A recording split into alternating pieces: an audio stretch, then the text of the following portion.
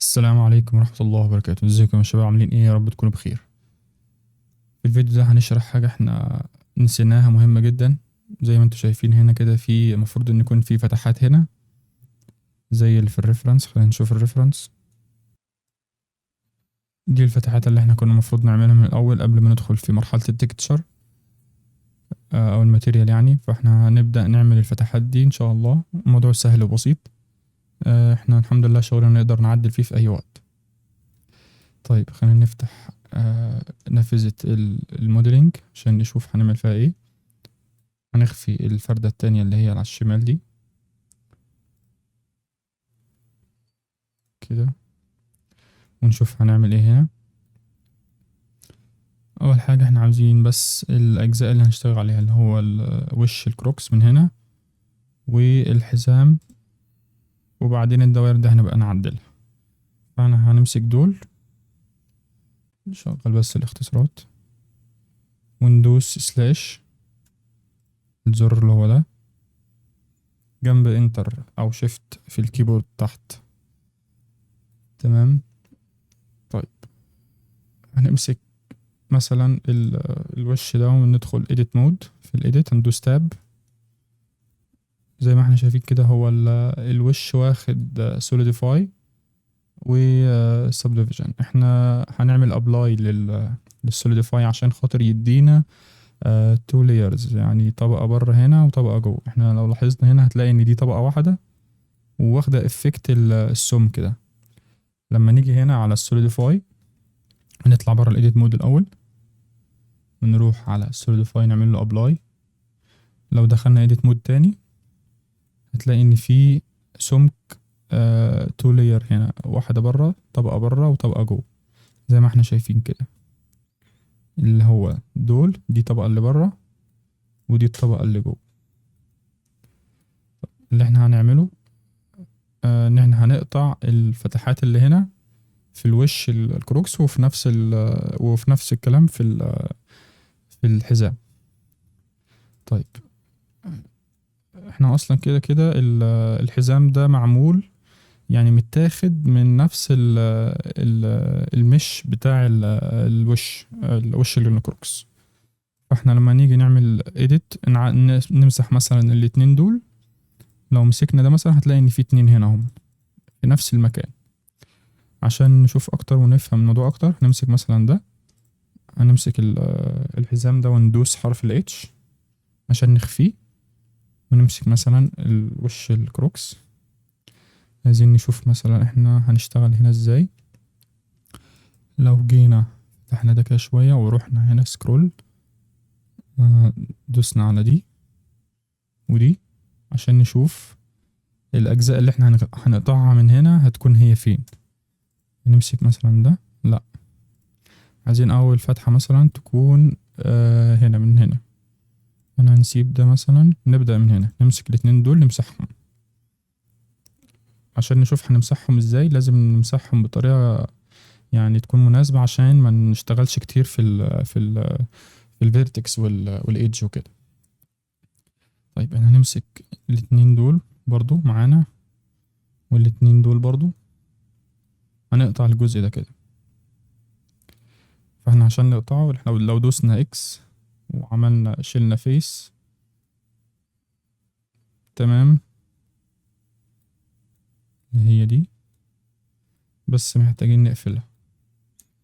هنروح لتحديد الايدج، ندوس رقم 2 من الكيبورد فوق، نفعل أداة تحديد الايدج، ونمسك مثلا ده وده وده اللي هم على الحرف. تمام. هنا عشان نخفي بس subdivision، لان هو هنا مدينا يعني تأثير كده مش شايفين الايدج كويس. ممكن نيجي هنا كده وندوس على العلامة دي، يقوم يظهر الشكل كويس زي ما احنا شايفين كده. هندوس حرف الاف واحنا عاملين سيلكت للتلاتة ايدج دول، هيقفل لنا الجزء ده كده. هنمسك ده بس، الايدج اللي هنا دي اللي احنا عملناها جديد، وندوس برضو اف، قفل لنا الجزء ده. كمان واحدة اف، قفل اللي هنا، وكمان واحدة اف تاني. خلاص هو كده قفل الجزء ده، كأننا قطعناه يعني ايه، بشكل احترافي جدا يعني. طيب خلينا نشوف نظهر تأثير السبديفيجن تاني. تمام، ونطلع برا الايديت مود، نبص هنا هو تمام، بس يعني واخد انحناء لجوه كده، عايزينه يبقى قطع مظبوط زي الفتحات اللي هنا. فاحنا هنرجع، لو خدت بالك هنا هتلاقي يعني الشكل داخل لجوه كده، عامل هنا زي نظام كيرف كده. فاحنا هنرجع هنا تاني، نرجع كنترول زد كنترول زد كنترول زد لحد لما نرجع الاول خالص. ايوه بالظبط. اللي هنعمله هو ان احنا هندوس حرف الاي عشان نعمل ايدج لوب تاني كده جوه. بالظبط، نعمل سبورت هنا اللي هو دول، الخط ده، الايدج اللي هنا والايدج اللي الناحية التانية، وفي زيهم تحت الناحية التانية. هنمسح ده خالص، اكس فيسز. تمام، وهنمسك نفس الكلام، هنمسك الايدج اللي هي اللي بره اللي احنا عملناها جديد ده برضو، واللي هنا ندوس حرف الاف عشان نشوف الايدج الجديدة اللي هنا. هنروح نخفي التأثير بتاع السب ديفيجن من هنا مؤقتا، ونمسك الايدج دي وندوس اف، نفس الكلام اللي عملناه قبل كده، اف. تمام، دلوقتي هنطلع برا الايديت مود. شوف هنا ظبط ازاي، يعني تيجي هنا كان الاول كانت تحس ان هو مضغوط لجوه كده او كأنك دوست عليه، دلوقتي لا، بقى مقطوع كويس. بس هي الفتحة جت كبيرة شوية، لو ركزنا هتلاقي ان الفتحة طويلة اوي، احنا عاوزينها تكون اصغر من كده، يعني عايزين ننزل بده لتحت شوية. فاحنا هنعمل ايه، نرجع هنا تاني كنترول زد كنترول زد كمان لحد لما نوصل، ايوه بالظبط لحد هنا. بعد لما عملنا الايدج الجديد اللي لما دوسنا حرف الاي لحد هنا كده، هنمسك الايدج اللي هنا اللي هي دي ودي، ننزلهم تحت، ندوس دبل جي، ننزل بيهم كده. هنا احنا شايفين على الشمال، هنا احنا شايفين يعني ارتفاع الفتحة لحد فين، احنا عايزينها لحد مثلا اول البولت من فوق كده. فاحنا عاوزين اللي هنا واللي الناحية التانية واللي جوه اللي هي هنا. نرجع كنترول زد، احنا عاملين سيلكت لدول، نمسك اللي زيهم هنا اللي هي دي ودي اللي هي قصادها الناحية التانية. لو جيت تبص كده في الواير فريم بالظبط، الاتنين دول والاتنين اللي قصادهم الناحية التانية. هندوس دبل جي، هنروح هنا في النص كده وندوس دبل جي، 1 2 وننزل كده زي ما احنا شايفين هنا كده، هي وصلت لحد ايه الارتفاع اللي احنا عاوزينه. نروح تاني سوليد، هنحدد أداة تحديد الفيس من رقم 3 على الكيبورد فوق، هي كده اتفعلت. نمسك الفيس ده ونمسك شيفت الفيس التاني، وده نفس الفكرة هنا، نحذفهم اكس فيسز بالظبط. هنمسك بقى الايدج الحواف اللي بره، هو اللي هنا واللي هنا واللي هنا، عشان نشوف. هنقفل التأثير السب ديفيجن من هنا وندوس حرف الاف. بعد كده هنمسك الايدج دي بس اللي هي اللي هنا الجديدة دي، ندوس اف تاني يقفل لنا ده، وكمان اف. تمام، نطلع برا الايديت مود بالظبط زي ما احنا شايفين هنا كده، الفتحة بقى ارتفاعها تمام ومظبوطة، يعني شبه اللي في الريفرنس بالظبط يعني تقريبا. هو اصلا المفروض نبدأ من هنا بس مش مشكلة، هنعمل 3 بس، 3 فتحات هنا و3 فتحات الناحية التانية وممكن 2 قدام. فاحنا دي كده تمام. طيب عايزين نعمل زيهم في الحزام اللي كان هنا اللي هو اختفى تحت البوليت هنا. هندوس Alt H، ظهر لنا الحزام، بس طبعا الفتحة تحت الحزام هنا اللي هي دي. مهم جدا يعني ان احنا نفضل نلف حوالين الشكل كده ونبص واحنا شغالين. حتى هنا برضو في الريندر لازم تبقى احنا شايفين الشكل من جوه عامل ايه. تمام. هو مش باين بس خلينا نركز هنا اكتر. هنمسك الحزام ونروح edit mode. عايزين نشوف الفتحات دي فين. ممكن نظهر الواير فريم اهم، اللي هم دول، المفروض ان هم دول. طيب هنمسك الايدج الاول. احنا عملنا ده ابلاي للسوليديفاي، لا ده لسه لاير واحدة، فاحنا هنعمل له ابلاي من هنا كده، نعمل له ابلاي. ودلوقتي لو دخلنا edit مود هنلاقيه طبقتين، طبقة بره وطبقة جوه بالظبط. نمسك ده، نظهر الواير فريم الاول عشان نشوف. تمام، احنا شايفين الكيرف اللي هو هنا ده، دي الفتحة، دي حدود الفتحة بتاعتنا.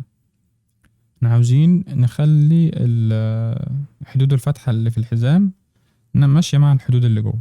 فاحنا هنمسك الايدج اللي هي دي ودي، والاتنين اللي قصادهم الناحية التانية اللي هي دي ودي، ونطلع بيهم شوية فوق. ندوس دبل جي حد هنا كده مثلا، كمان شوية دبل جي كده مثلا. نظهر السوليد تاني، بدوس على حرف الزي او الزد، وبروح بالماوس بس كده على كلمة سوليد وهو بيغير الوضع. تمام، هنمسك الفيس دي وهنمسك الفيس دي، ونمسك دول برضو ودول، وندوس حرف الاي عشان يعمل لنا سبورت كده، اللي هو الايدج اللي هنا دي. تمام، عشان يحافظ على شكل الكات اللي احنا هنعمله. ندوس اكس فيسز بالظبط، ده اللي احنا عاوزينه. هنيجي بقى نقفل، لازم نقفل يعني القطع اللي احنا عملناه ده لازم نقفله من هنا. بالك هو كده مفتوح، احنا عايزين نقفله زي ما احنا قفلنا ده كده بالظبط، هنقفله. نروح لأداة تحديد الايدج، نمسك الايدج اللي بره واللي هنا دي برضو واللي هنا، التلاتة دول مع بعض، 3 زوايا مع بعض، وندوس حرف الاف. تمام، هو هنا الايدج اللي احنا عاوزين نمسكها عشان نكمل الجزء اللي باقي دوت. احنا عايزين نشوف من غير السوليد، من غير السب ديفيجن. هنيجي هنا زي ما احنا عارفين نلغي التأثير من هنا كده، يقوم يظهر لنا. طيب لو انت مش شايفه برضو ممكن تدوس حرف الزد وتروح واير فريم، تحاول تشوفه. هو ده، هو ده. لو جيت كده كده اهو، هو ده. تمام، هندوس تاني حرف الاف، كمان اف كمان بالظبط، ده اللي احنا عاوزينه. نطلع برا الايديت مود، هتلاقي الشكل زي ما انت شايف كده. طبعا هو يعني مش ماشي 100% معاه، بس اهم حاجة ان هو يكون ظاهر معانا هنا ان هو واقعي يعني. تمام، زي ما احنا شايفين كده. البولت دي احنا في الاخر هنمسح الجزء اللي هنا، هنقطع برضو الجزء اللي هنا.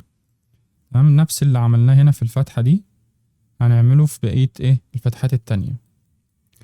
تمام، فاحنا هنيجي كده نمسك مثلا، عاوزين فتحة تانية بعدها بشوية، هنمسك ده، ندخل edit mode.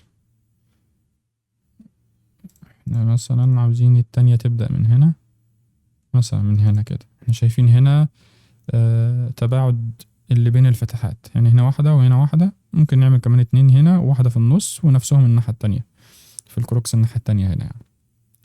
طيب نفس اللي عملناه سريعا كده، هنمسك دول ونمسك الاتنين اللي تحت، ونمسك الاتنين اللي قصادهم جوه هنا.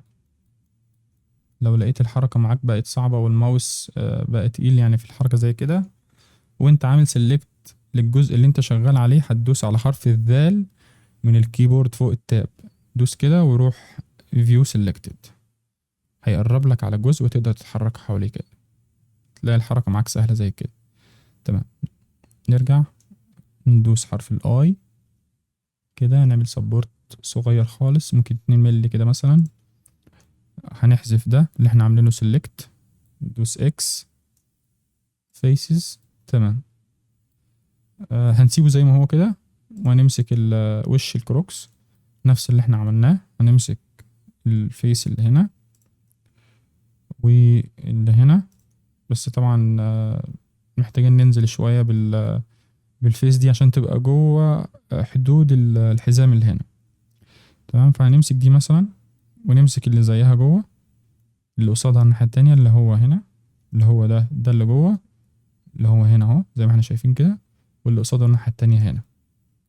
نروح سوليد، او ممكن نمسك الفيرتكس. ممكن نمسك الفيرتكس، نحدد الأداة المسؤولة عن تحديد الفيرتكس رقم 1 من الأرقام في الكيبورد فوق. بص هنا لما ندوس رقم 1 هيحدد لك الأداة المسؤولة عن تحديد الفيرتكس، وهتلاقي النقاط بتاعة الفيرتكس ظهرت هنا. فهنمسك الاتنين دول واحنا في الواير فريم، ونروح سوليد نشوف هننزل بها قد ايه. هندوس واحنا عند الفيرتكس هنا كده، وعند الخط او الايدج اللي احنا هنمشي عليه هنخلي الماوس زي كده، وهندوس دبل جي وانزل كده. تمام، ونروح واير فريم تاني، نمسك الاتنين دول برضو اللي هي اللي هنا واللي قصادها الناحية التانية، وبعدين دبل جي برضو هنا كده، دبل جي كده مثلا. نروح لأداة تحديد الفيسز. تمام، واحنا هنا شايفين عشان لو في اي مشكلة. طيب هنمسك الفيس دي ونمسك الفيس دي، ونمسك دي برضو، الاتنين اللي هنا والاتنين اللي قصادهم اللي هم دول. تمام. تمام، دلوقتي هنعمل هندوس عشان نعمل سبورت كده، وبالماوس 2 مللي كده مثلا. تمام بالظبط، هنمسح اكس فيسز. حلو اوي، احنا هنا شايفين التأثير عشان احنا نبقى شايفين الريندر عامل ازاي وهنا عامل ازاي. طيب عايزين نقفل الفتحات دي، مش هينفع نسيبها مفتوحة كده. واحنا شغالين على وش الكروكس هنحدد الأداة المسؤولة عن تحديد الايدج، ونمسك الايدج اللي هنا اللي هي اللي على الحرف، ونمسك التانية اللي هي هنا، والتالتة اللي هي هنا. 3 زوايا او 3 اضلع يعني. لو احنا مش شايفين هنخفي تأثير هو مخفي اصلا، بس عشان هنبص كده، هندوس حرف الاف، قفل لنا الجزء ده. نمسك الايدج اللي هنا ونكمل زي ما احنا عارفين، ندوس حرف الاف، كمان واحدة اف، كمان واحدة.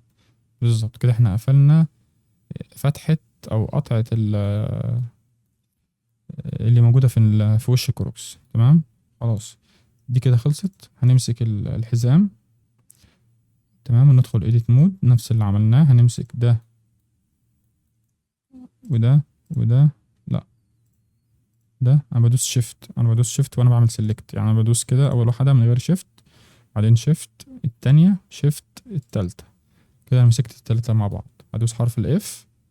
تمام، وامسك الايدج الجديدة اللي هي هنا في النص هنا، وادوس حرف الاف تاني كده كده وكده. بالظبط، نطلع برا الايديت. بالظبط، تمام زي الفل، ده اللي احنا عاوزينه. لو جينا نبص من جوه هتلاقي الشكل يعني مش ماشي بالظبط، بس تمام يعني قشطة. كده كده اصلا ده جوه مش هيظهر في الريندر اصلا. اهم حاجة ان انت تكون شايف هنا انت بتعمل ايه. تمام، زي ما احنا قلنا البوليت دي في الاخر هنحذف منها الجزء اللي هو هنا ده. تمام. تمام، طبعا هنكمل على نفس اللي احنا بنعمله ده. احنا دلوقتي عندنا 1 2، هنعمل هنا واحدة وهنا واحدة، وواحدة في النص، و2 أو 3 الناحية التانية. طيب سريعا كده هنمسك الحزام. احنا شايفين هنا 1 مثلا، هنا مثلا دي ودي. تمام، هنشتغل على دول. تمام، نفس اللي احنا عملناه هنمسك دول. انا هكون سريع في الشغل، لكن احنا عارفين احنا بنعمل ايه. احنا بنمسك الفيسز ونعمل لها، نمسك الفيسز من هنا واللي زيهم من الناحية التانية. تمام، واللي هما الاتنين اللي تحت دول، وندوس حرف الاي كده. تمام، وبعدين نحذف دول، ندوس اكس فيسز. خلاص كده احنا قطعنا الحزام. نطلع برا الايديت مود ونمسك وش الكروكس نفس اللي احنا عملناه. هنمسك الفيس دي والفيس دي، بس طبعا هنا القطع هيكون مش ماشي مع قطع الحزام، فاحنا هنطلع بالايدج دي لفوق. هنمسك الفيرتكس، نروح واير فريم، نمسك الاتنين دول اللي هم قصاد بعض، ونروح سوليد نطلعهم لفوق شوية دبل جي كده. ممكن نمسك دول برضو، دول والدبل جي سنة صغيرة كده بس. أيوة تمام. نروح هنا نمسك دول اللي هي الفيرتكس اللي هنا واللي قصادها الناحية التانية. هي تمام، هي أصلا كده مخفية فاحنا مش لازم يعني نطلعها. تمام. طيب هنروح لتحديد الفيسز تاني، نمسك الاتنين دول واللي زيهم تحت واللي قصادهم جوه ونحذفهم. ندوس اي الأول، اي عشان نعملهم سبورت، حاجة صغيرة كده 2 ملي مثلا. اكس نمسحهم. دلوقتي هنقفل بقى ايه الفتحات دي. هنمسك الايدج اللي هنا اللي هي دي اللي الحرف، واللي هنا واللي هنا 3 بس. نبص كده عشان نشوف. ندوس اف ونمسك الجديدة اللي هي هنا. ندوس اف اف اف. تمام زي الفل. احنا شايفين هنا واحنا شغالين. تمام. نمسك الحزام نقفل الفتحة بتاعته من هنا كده نفس اللي عملناه. حرف الاف. نمسك الايدج اللي هنا اف اف اف بالظبط. تطلع برا الايديت مود هتلاقي الشكل ممتاز. هو اصلا يعني مش ماشي بنسبة 100% مع بعضه بس ممتاز. اهم حاجة يكون ظاهر هنا في الريندر تمام زي ما احنا عارفين. طيب سريعا كده برضو احنا عاوزين كمان من اول هنا، لا من هنا. بسم الله. 1 2 نمسك 2 بس زي ما احنا عارفين. نمسك دول اللي زيهم نحذفهم. قبل ما نحذفهم هنعملهم سبورت اي و2 ملي زي كده بس. نحذف اكس فيسز. تمام. نطلع برا الايديت مود ونمسك وش الكروكس نفس اللي احنا عملناه. نمسك ده وده بس قبل ما نمسك الفيسز ونمسحها عاوزين حدود القطعة اللي فوق من هنا تكون جوه الحزام. فانا هنروح لتحديد الفيرتكس، نروح واير فريم، نمسك الفيرتكس اللي هنا واللي قصادها الناحية التانية اللي هي دي. ماشي. نطلع بيها شوية لفوق واحنا هنا هندوس دبل جي كده. حلو اوي كده. تمام. نمسك ده وده وده وده ودول. تمام. ندوس حرف الاي عشان يعمل لنا insert face او insert edge جوه يعني support. تمام. نحذف x faces.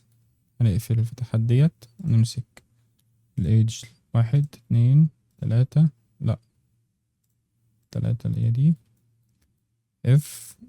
ونمسك الايدج دي لوحدها f f f بالظبط. خلصنا كده القطعة دي. نطلع برا الايديت مود ونمسك الحزام. نمسك الايدج اللي على الحرف 1 2 3. لازم اول واحدة هتبدأ بيها لازم تمسك 3 ضلوع 1 2 3. تمام. فاحنا كده وهندوس حرف الاف. دلوقتي لو دوست اف مش هتشتغل معاك تاني، لازم تمسك الايدج دي بس. اف اف اف بالظبط. تمام. احنا شايفين هنا زي ما احنا عارفين. تمام كده قطعنا ما شاء الله كده زي الفل وامورنا تمام. طيب نكمل. نيجي نبص هنا نمسك الحزام. هنسيب 3 زي ما احنا عارفين 1 2 3 ونمسك دول. نمسك اللي تحت اللي زيهم جوه هنا ده وده. تمام. نعمل insert اي 2 ملي بس كده ونحذف دول اكس فيسز. تمام. نطلع ورا الايد مود ونمسك الوش الكروكس نفس الكلام بس هنا احنا ممكن نمسك ال4 دول مع بعض عادي كده.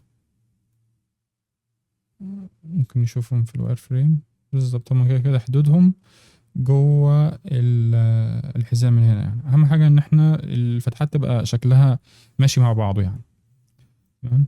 نمسك الاتنين دول برضو ودول ودول كده زي الفل. زي ما احنا عارفين هنعمل insert. هندوس حرف الاي بالماوس كده واحنا دايسين شيفت حاجة بسيطة زي 2 ملي كده.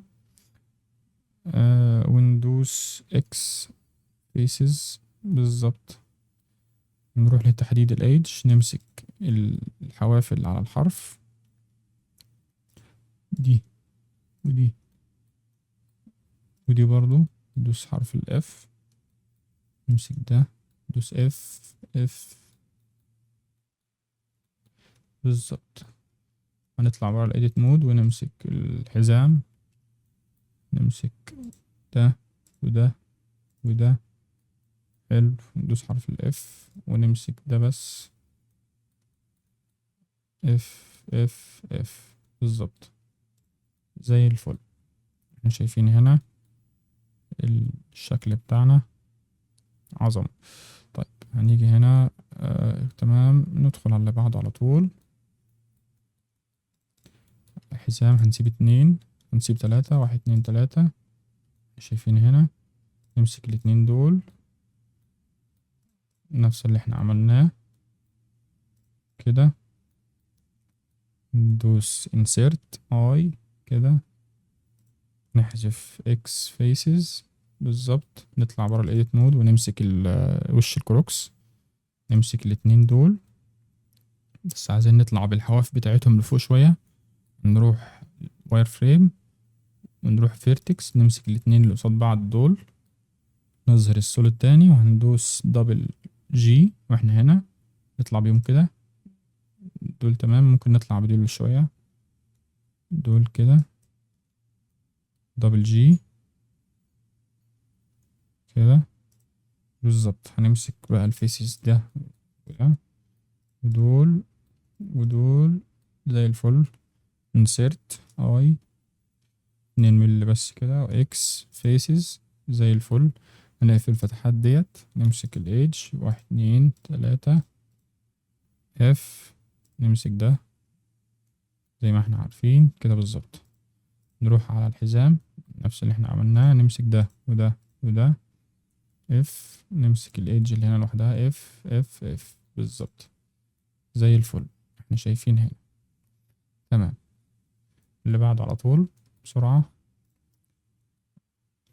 1 2 3. نمسك الاتنين دول هنا وهنا وهنا وهنا، insert I، ندوس shift بالظبط X faces تمام. نطلع برا الايديت مود ونمسك وش الكروكس، نمسك الاتنين دول، هنطلع الحواف بتاعتهم جوه هنا. نروح فيرتكس، نروح واير فريم، نمسك الاتنين دول، دبل جي هنا زي الفل. نمسك الاتنين دول وهنا وهنا تمام. هندوس insert I 2 ملي X faces، نقفل الفتحات ديت، نمسك الايدج 1 2 3 F، نمسك اللي هنا ندوس اف تمام. نروح على الحزام نفس اللي احنا بنعمله، نمسك الايدج اللي على الحواف هنا، ندوس اف كده اف، نمسك اللي هنا اف بالظبط زي الفل. نبص هنا نتأكد امورنا تمام تمام. هنمسك اللي بعدها، يلا نسيب 3 اوجه، هنمسك دول ودول ودول تمام. هندوس insert 2 ملي مثلا كده X faces تمام. نروح على وش الكروكس، نمسك الاتنين دول ده وده كده كده. الحواف بتاعته مخفية جوه الحزام، فاحنا مش هنضطر نحركها يعني. اكيد انتوا يعني واخدين بالكم انا كنت بعمل ايه يعني في الحتة دي. نمسك دول برضو ودول، insert I كده،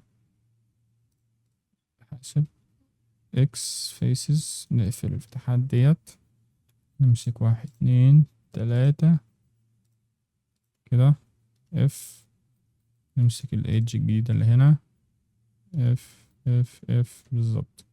نروح على الحزام، ندخل edit مود، نمسك ده وده وده ندوس حرف الاف، نمسك ده بس اف اف اف بالظبط زي الفل. عاوزين كمان واحد تاني، اخر واحد.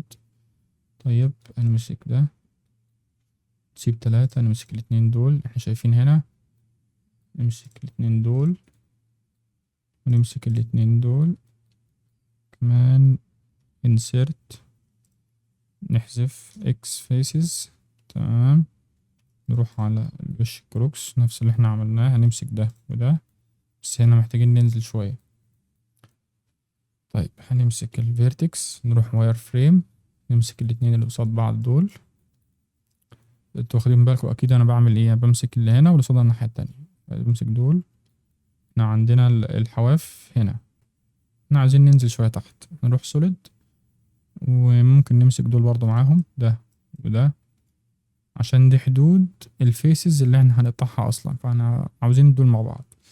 هنيجي هنا كده عند الايدج دي عشان نمشي عليها، دوس دبل جي وانزل شوية كده زي الفل.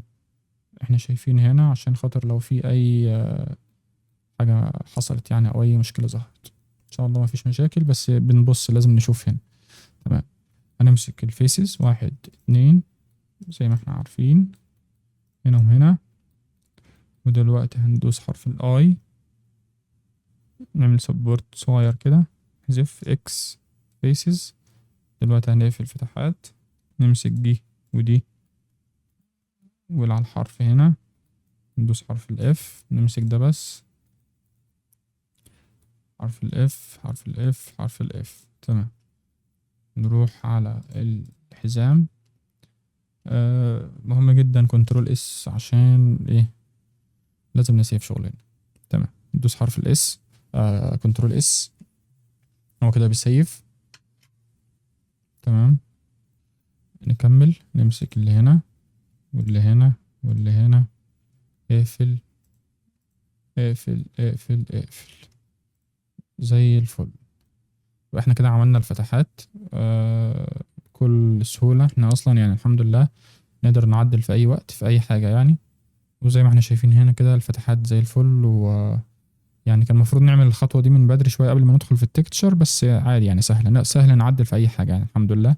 دلوقتي هندخل على البوليت، الدوائر اللي هنا، هندوس واحنا هنا في نافذة الموديلنج اللي هي الاوبجكت مود، هندوس سلاش اللي هو الزرار ده.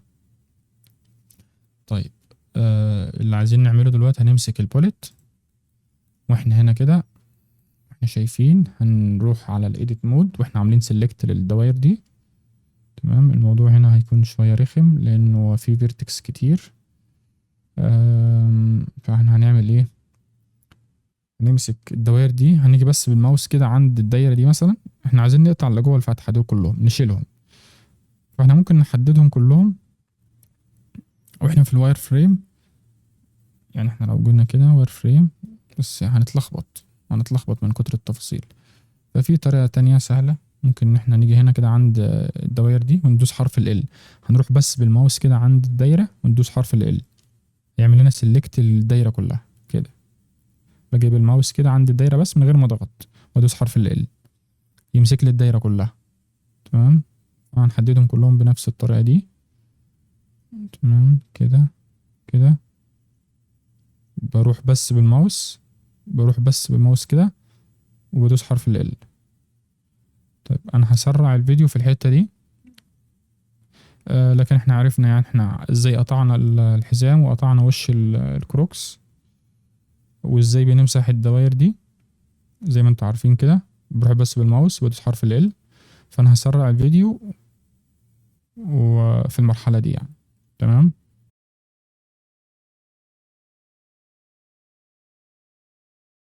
بعد لما حددتهم كلهم بدوس حرف الاكس، بدوس فيرتكس بالظبط، ده اللي احنا عاوزينه.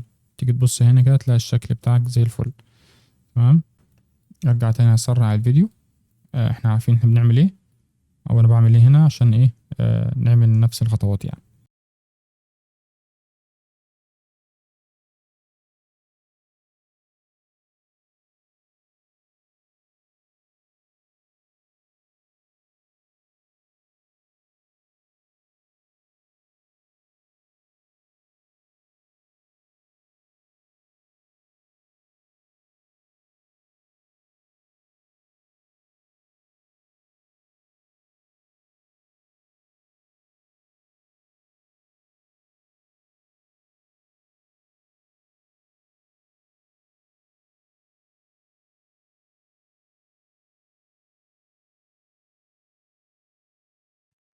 تمام كده احنا خلصنا.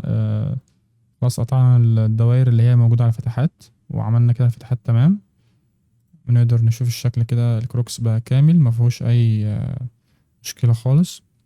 اللي احنا عملناه دلوقتي طبعا مش هنعمله في الفردة التانية، احنا الأحسن ان احنا نكرر الفردة دي ونعمل لها فليب. فاحنا لو ظهرنا الفردة التانية تظهر دلوقتي، راحت فين؟ اهي. مش هنعمل دي، نحذفها. هنيجي هنا عند الكولكشن بتاعها هنا اللي هو ده، اللي هو رقم 2.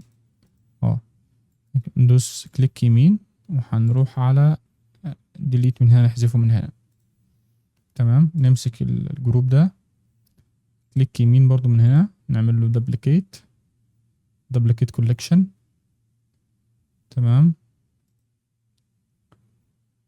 كده الاتنين بقوا فوق بعض، احنا مش شايفينهم. فانا هنخفي اللي هو اللي فوق ده، ندوس كده نخفيه. حتى ده الجديد ظهر اهو بألوان جديدة، ألوان في الموديلنج جديدة. هنمسك الامتي بتاعها من هنا كده واحنا ماسكينه، هندوس جي اكس نودي كده شوية، ونظهر الفردة الأولانية اللي هي هنا دي كده. تمام. بقى عندنا الفردتين. هنمسك ده، هنخفي البوكس ده عشان نعمل سيلكت. نخفي الاستوديو ده عشان نعرف نعمل سيلكت. ده كده هندوس حرف ال H. تمام. هنيجي هنا نبص كده عشان نعرف نعمل سيلكت لده بس. هنروح واير فريم ونمسك دول، مش عاوزين الإضاءة دي، عاوزين ده بس. نتأكد ان احنا عاملين سيلكت لده بس. تمام. ونروح سوليد وندوس كنترول ام اكس انتر. تمام. دلوقتي واحنا عاملين سيلكت كده، او نمسك الامتي بس، جي اكس كده. تمام. احنا كده عملنا الفردة التانية، بس في طبعا شوية حاجات لازم نعدلها. كلمة او الشعار كروكس هنا عايزين نعمله فليب.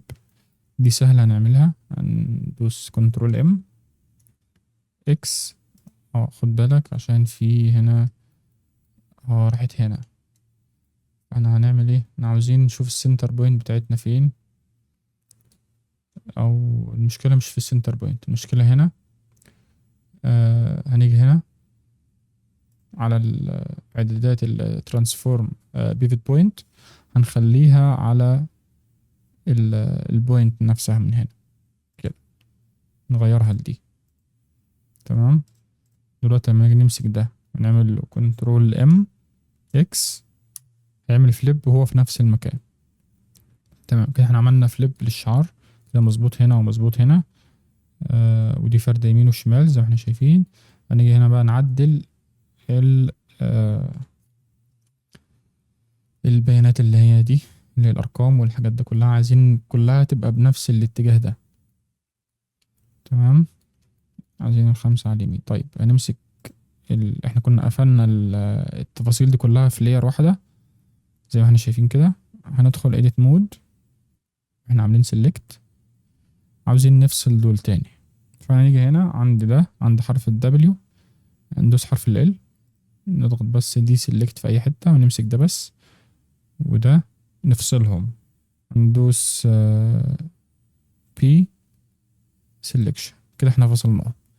هنيجي هنا برضو نمسك ده L وده L، ممكن دول برضو كده، نروح عند كل واحد وندوس حرف ال L، وكده بيعمل لك سيلكت للكتلة على بعضها. دلوقتي هندوس حرف ال P selection كده فصل دول برضو. وهنروح هنا L L ونفصل دي لوحدها برضو P selection، ونمسك دول برضو كلهم، الكلمة دي كلها L L L L L L. ماشي ماشي ماشي كده كده كده. تمام. P selection. تمام. احنا عاوزين نفصل دول بس. دلوقتي هنطلع بره الايديت مود، تاب كل واحدة من دي لوحدها دلوقتي. دي كده لوحدها، هندوس كنترول ام اكس انتر. دلوقتي هندوس جي شيفت زد هنا، نجيبها هنا كده. تمام. لو لاحظت هنا هتلاقي ان هنا حرف الام فعلا هو هنا وعلى اليمين، وحرف الدبليو على الشمال زي ما هو هنا كده. تمام. دلوقتي هنمسك دول برضو نفس الفكرة، كنترول ام اكس انتر جي شيفت زد، ونجيبهم هنا كده نفس اللي احنا عملناه، كنترول ام اكس انتر جي شيفت زد هنا. تمام. ودي برضو كنترول ام اكس انتر جي شيفت زد هنا. تمام. دلوقتي بقى عندنا نفس اتجاه البيانات اللي هنا، هو حرف الام والدبليو والخمسة والسبعة والشعار وبقية التفاصيل التانية. تمام. دلوقتي نقدر نقفلهم، نمسك دي ودي ودي ودول كنترول جي، وبعدين نمسكهم مع دول كنترول جي برضو. بس كده احنا عدلناهم، وبكده احنا نكون خلصنا الفيديو بتاعنا لحد هنا. ندوس الت اتش عشان نظهر البوكس اللي احنا خفيناه ويظهر لنا الإضاءة هنا مظبوط. ممكن نخفي بس دول. تمام. وكده احنا نكون خلصنا الفيديو لحد هنا وعملنا الفتحات بتاعتنا. تمام. شكرا، والسلام عليكم ورحمة الله وبركاته.